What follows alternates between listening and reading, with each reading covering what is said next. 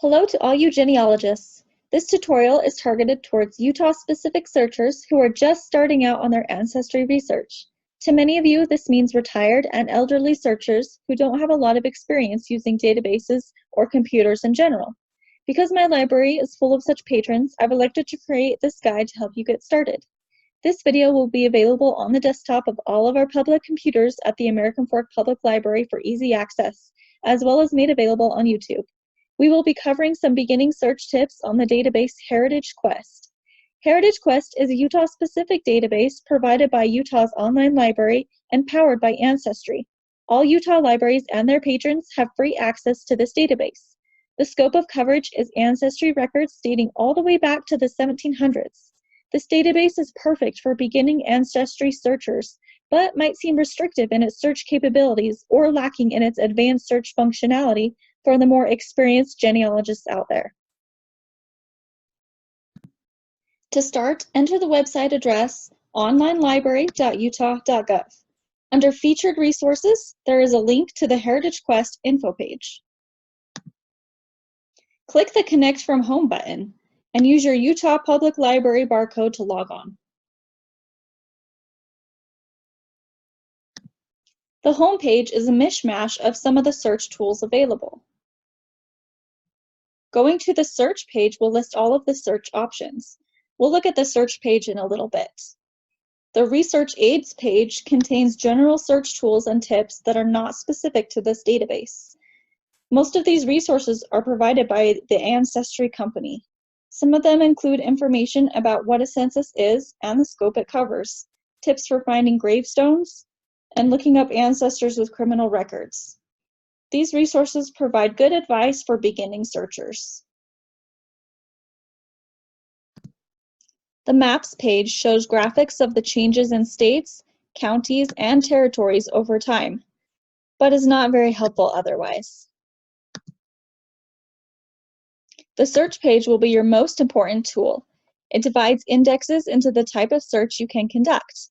In this tutorial, we will be looking at the census search, the basis for any genealogist.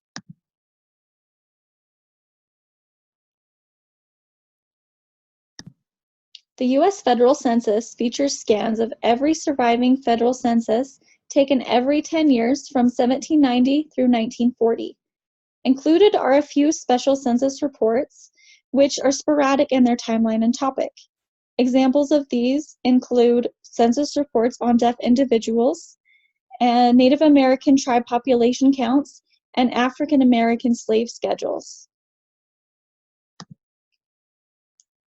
Scrolling down will give you information about each census and any search tips or tricks that you might need that are specific to that report. If you search a census, there is some information that you already need to know. You need to know the partial name of the person, such as last name, as well as an estimated time frame across from which they lived. Otherwise, you would be scrolling through billions of names across the span of the entire census history. Let's search for my ancestor, Jane Cohen. She immigrated from Scotland to Utah around the 1870s.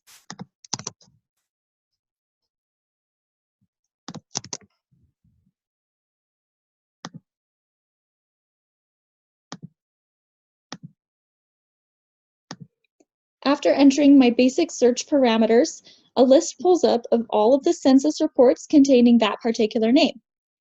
I'm going to search the 1880 census for her name. As you can see here, there are many ways to narrow down your search results depending on how much information you already know, such as birthplace and gender.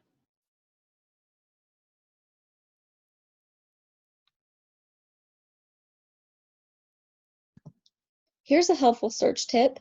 You can broaden or narrow your search to account for exact matches by checkmarking boxes below specific fields. Clicking on About these settings will open a new window which details more about each option.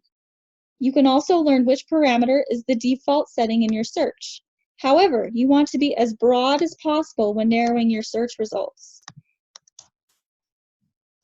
Even though I know my ancestor was born in Aberdeen, Scotland, the census record for 1870 does not specify her city of birth. Narrowing my search results by checking the box exact to this place will eliminate possible matches. Keep in mind that census records are more complete or detailed than others. You can also look at the census records of a specific township. Click on Browse Individual Records, and once you enter in your state, county, and township, the record number of the precinct will appear in the link. Clicking on this link will narrow down the data to all citizenship records of that town at the time of the census.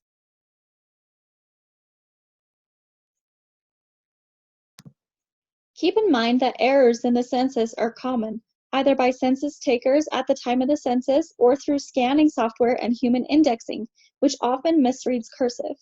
Don't be afraid to look into records of name variations and spelling differences.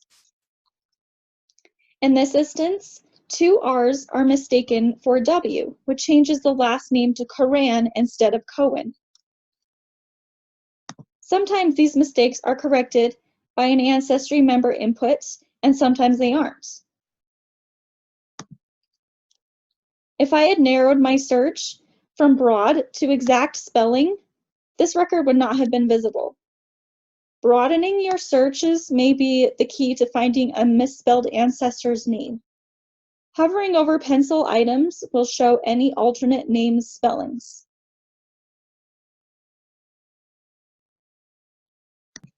Here are some tips to account for spelling variations in your searches. When entering a last name into the search box, the database automatically searches for these three things: the name you typed, a phonetic match, and a similar spelling to your last name. When searching for a first name, the database searches for these criteria previously mentioned, in addition to these three things: a first name which has a similar meaning or spelling, an initial that matches the name, and any records that do not match the first name but strongly match your other search criteria.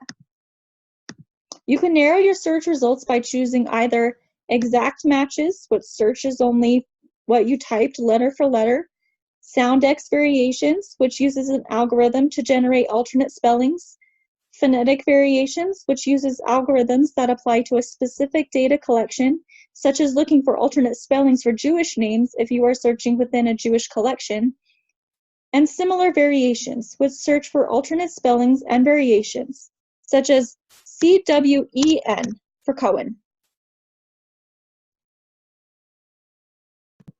Here's some more advanced tips when searching names.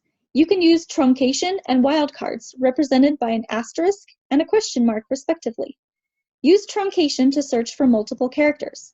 If you are looking for the last name William and are unsure if there are one or two L's, you could try WIL asterisk AM to account for either spelling variation. Here's another example. If you type ANN asterisk, this will match names such as Anne ending in E, Anna, or Annabelle. Wildcards replace one character within a word. Going back to our example, if you type ANN question mark, this will find names such as Anne ending in an E or Anna, but not Anne or Annabelle, because there must be at least one character to replace the question mark. You might try searching for Smith by typing SM question mark TH, which would match SMITH or SMYTH. If you are unsure whether a name starts with one similar sounding character or another, you can type a question mark in the place of the first letter as well. You can use a combination of truncation and wildcard characters to maximize spelling variations in your search. I hope these tips will give you a good start in your genealogy research.